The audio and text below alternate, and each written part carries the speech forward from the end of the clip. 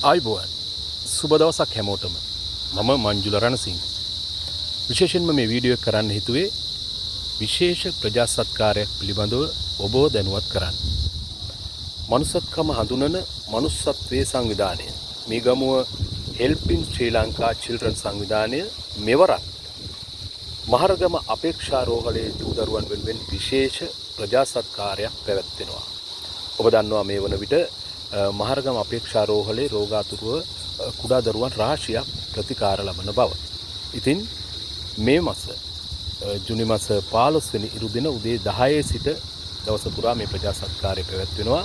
ඔබටත් පුළුවන් මේ දරුවන් වෙනුවෙන් පළතුරු ටිකක් සෙල්ලම් බඩුවක් ලබා දීලා මේ උතුම් ප්‍රජා සත්කාරයට දායක වන්න.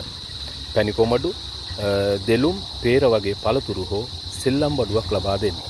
ඉතින් පුංචි හිතකට සතුටක් ලබා දෙන්න මේ හෙල්පින් ශ්‍රී ලංකා කරන ප්‍රජා සත්කාරයට දායක වෙන්න කියලා ඔබ සැමගෙන් ඉතා ආදරෙන් ඉල්ලා සිටිනවා. සුබ දවසක්.